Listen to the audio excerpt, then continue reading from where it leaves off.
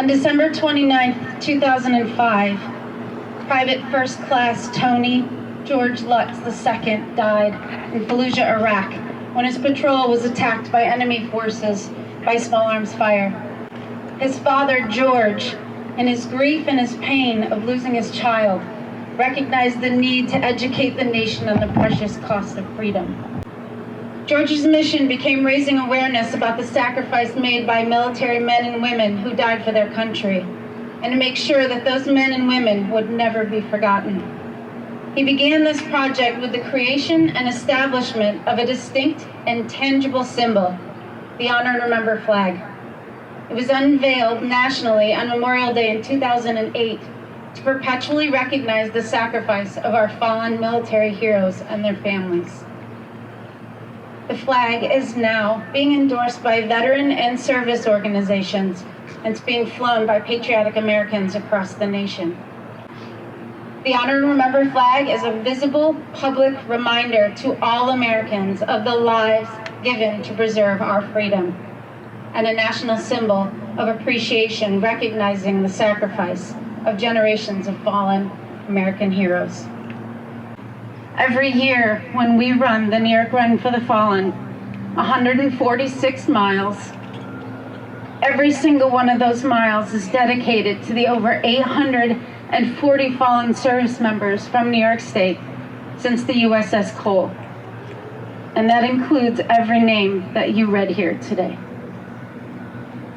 Sometimes, even in the most difficult circumstances, we can find beauty from the ashes, beauty from the pain. That doesn't mean the pain goes away, but it does mean finding hope and light in the darkness. The Honor and Remember organization and the creation of the Honor and Remember flag was George's beauty from the ashes. It was hope when he thought despair would swallow him. And through the flag and this organization, we have been able to honor thousands of fallen military heroes and their families. We've been able to let families know that we are eternally grateful for their sacrifice to our country, and we are so sorry for your loss. But as we take each step during the Run for the Fallen, and as we fight to get the Honor and Remember flag recognized, we do so to make sure that your heroes are never forgotten. I wish and hope the same for all of you, and the reason that you stand here today, to honor and remember a beautiful life and soul. I hope you know that we will do our best to make sure that your hero Stephanie is never forgotten, and that her story will inspire and bring light to so many others.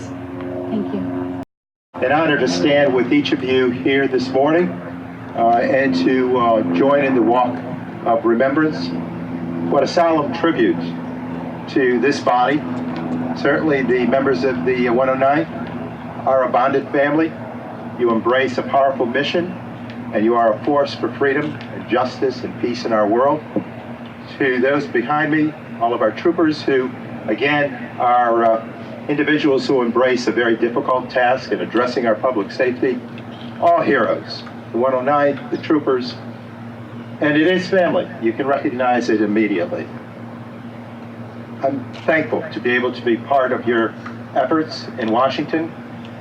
It's an honor to join with you, Michael, and your family, your children, Rob, all of the family of Stephanie, and all who are lost this year as members of your body. Certainly, as was indicated, remembering them by sounding their names offers us the solace that they will not be forgotten. They forever live. When we look at the force of someone like Stephanie, who as a senior airman, as a medical technician, she was devoted to the efforts. I talked to Michael very briefly during the walk, but she not only loved her country, obviously, but loved what she was doing. And that is a gift in and of itself. We can't measure life at times in years. We can measure it in service and purpose. And she filled that role brilliantly. And so this morning we say thank you to a group of individuals who are caring, who are devoted, who are dedicated, who are undeniably patriotic, who give of themselves as members of the Guard, members of the troopers, who wanted nothing more than a better world. And thank you for that service. May our loss here at the 109th be forever remembered, and may they rest in peace. God bless them. At this time, we're going to have Assemblyman Santa Barbara come forward and with a special presentation for the CD family. Thank you. Thank you to Congressman Tonko. Thank you to the 109th. These occasions are never easy, but they're important. And I want to thank the 109th for this invitation to be a part of this solemn tribute. As Congressman Tonko indicated, we pay tribute to those who have served our country. And certainly the brave men and women of the 109th volunteer to serve our country in times of need. Their service helps protect all of us and the country we love so dearly. And today's ceremony is a perfect way for us to never forget their service and to remember those that we have lost. Among the fallen, Senior Airman Stephanie J. Senni, whose family I just met, someone who lived a life of service, and we're saddened by her loss, but also moved by the knowledge that she was devoted to proudly serving our country.